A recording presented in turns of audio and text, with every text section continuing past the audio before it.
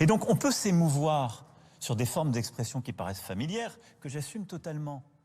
Moi, je m'émeus de la situation dans laquelle nous sommes. La vraie fracture du pays. Tu sais, comme le disaient les Guignols, le MEDEF fait un geste pour toi. En réalité, c'est pas une élite. C'est le sujet de ce livre extraordinaire qui est Oligarchie d'Antonio Forone. L'oligarchie est la loi d'airain de la politique. Les éditions du Toucan l'Artilleur avaient fait un très grand livre là-dessus que Arnaud Imatz avait traduit. Il faut bien comprendre, Arnaud Imatz ou Nicolas Klein, ça a vérifié. Mais cette servitude-là, qui est le reste de notre cerveau tribal. Tu sais, nous avons notre cerveau est à 3 étages. Un nous a été donné à l'humanité seule, l'autre nous vient de nos frères mammifères, et la base nous vient des reptiles. C'est ce cerveau-là qui crée l'oligarchie. Et malheureusement, quand les populations sont trop faibles et les institutions trop perméables, les petits mecs prennent la main. Alors le problème, c'est qu'en plus, les petits mecs qui sont les nôtres sont dégénérés par rapport aux petits mecs d'antan. Parce qu'au moins, les petits mecs d'antan, ils étaient capables de faire une oligarchie militarisée quand même. Tu vois, par exemple, prenons le cas de Robert Ménard. Benjamin Briand, qui est un mec très bien à suivre sur Twitter, qui est un mec d'intellect de très bon niveau, disait il a vraiment une tête de traître. Et c'est très vrai. D'ailleurs, il a tout du traître. D'ailleurs, c'est un traître. Mais si tu vois, si tu fais une histoire de l'image du traître, excuse-moi, Judas, ça a plus de gueule que Ménard. Tu vois, c'est Iscariote, c'est pas Iscariote de Béziers. Tu vois ce que je veux dire? Iago dans Othello. Othello est une de mes préférées de Shakespeare. Tu sais que quand le mort étrangle Desdémone de jalousie, et qu'il se rend compte que Iago l'a fait assassiner celle qu'il aimait, et qu'il aimait passionnément jusqu'à devenir fou, il va mettre à Iago, je crois, un petit coup de couteau. Et Iago lui dit je ne suis peut-être pas le diable, mais je ne suis pas tué, ou quelque chose dans ce goût-là. Mine de rien, tu vois, Iago dans son horreur est quand même au-dessus de Ménard.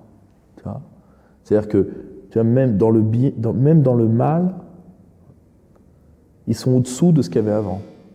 Et ça, c'est dramatique. Tu vois, et si tu veux, cette oligarchie-là, qui est une oligarchie de petits jouisseurs, elle va nous envoyer de plus en plus un message. Rappelle-toi, je vous l'ai dit il y a 2 ou 3 ans, dans une vidéo. C'est là où j'ai pensé pour la première fois le terme capitalisme du désastre, et c'est en échangeant avec Philippe que Philippe a décidé d'en faire la théorie. Heureusement qu'il l'a fait, parce qu'il l'a fait bien mieux que je n'aurais su la faire. Cette oligarchie-là, elle a compris la contrainte énergétique et climatique. Elle l'a compris. Elle sait que le gâteau va se réduire. C'est très simple, elle préempte vos parts. Parce qu'elle ne renoncera pas à son rythme de vie. Bien au contraire.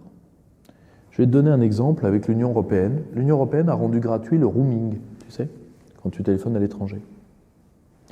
En réalité, c'est les 90% de gens qui ne téléphonent pas à l'étranger, qui ont vu leur note s'allonger pour pouvoir que les happy few puissent téléphoner à leurs copains à New York, à Saïgon, etc. Et de plus en plus, ça va être ça. C'est-à-dire, bientôt, vous n'irez plus en avion, oui. Mais vous aurez une taxe qui servira à la décote d'avion de nos maîtres. Tu vois, c'est ça, la féodalité, dans ce que ça a de pire. Voilà.